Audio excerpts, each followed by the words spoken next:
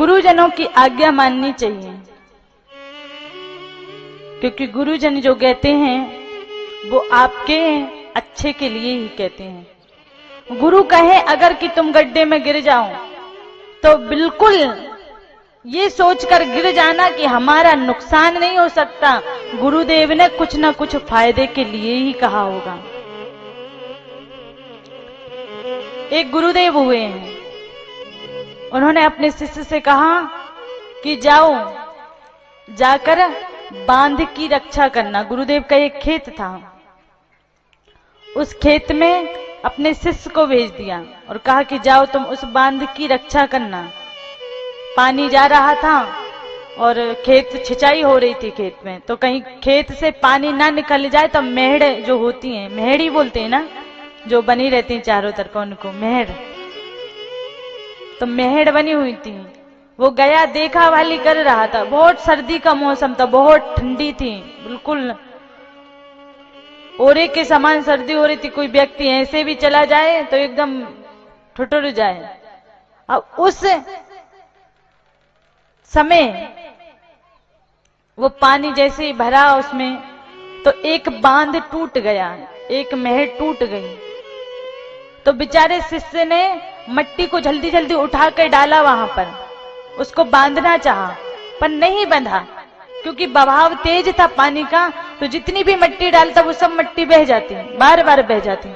तो उसने पता है क्या किया, गुरुदेव की आज्ञा है कहीं इस खेत से पानी ना निकल जाए, इसलिए वो स्वयं उस पानी में लेट गया, बांध बन गया। सुबह तक लेटा रहा, ठंडी थी बिल्कुल, एकदम टाइट हो गया, बिल्कुल बहुत ज्यादा सर्दी थी और ठंडा पानी एकदम। सवेरे गुरुदेव ने देखा कि जिस शिष्य को मैंने अपने खेत में भेजा था वो अभी तक लौट कर नहीं आया। ढूंढते ढूंढते गए, कहां चला गया पता नहीं, हो सकता है मैंने इतनी रात्रि में भेज दिया, डर गया हो, भयभीत हो गया होगा, कहीं चला गया होगा। सोचता होगा कि गुरुदेव के पास पढ़ने के लिए आए हैं, पढ़ाते तो है नहीं और हमें खेतों का काम सौंप दिया करते हैं, हो सकता है कहीं चला गया होगा। आए, देखते देखते आए तो देखा कि उनका शिष्य उस मेहर में स्वयं ही मेहर बना पड़ा हुआ है। गुरुदेव ने कहा बेटा तुम ये क्या कर रहे हो?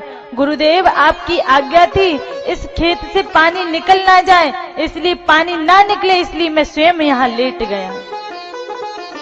गुरुदेव ने उस शिष्य को उठाया, उठाकर अपने हृदय से लगा लिया और कहा धन्य हो तुम शिष्य, धन्य हो, शिष्य हो तो तुम्हारे जैसा। गुरुदेव प्रसन्न हो गए और कहा क्या मांगना चाहते हो? जो इच्छा हो, स्वर्ग लोक मांग लो, वैकुंठ लोक मांग लो, भगवान के साक्षात अभी दर्शन करा दूं, जो तुम्हारी इच्छा हो वो मैं तुम्हें अभी के अभी दे दूंगा, बताओ क्या चाहिए। पर शिष्य सच्चा शिष्य था, उसने कहा गुरुदेव आप जो देना चाहें वो दे दीजिए, मैं तो आपके चरणों में नमन करता हूं, बार बार प्रणाम करता हूं। गुरुदेव ने वैकुंठ तक की कहा, पर शिष्य ने कहा गुरुदेव आपके चरणों में ही मेरा वैकुंठ है, मुझे वैकुंठ की आवश्यकता नहीं है। तब गुरुदेव ने हाथ उठाया और आशीर्वाद दिया कि तुम तो शिक्षा लेने आए थे, पर मैं तुम्हें आशीर्वाद देता हूं, तुम्हें पढ़ने की आवश्यकता नहीं है, तुम्हें सारे वेदों का ज्ञान अभी और इसी वक्त हो जाएगा।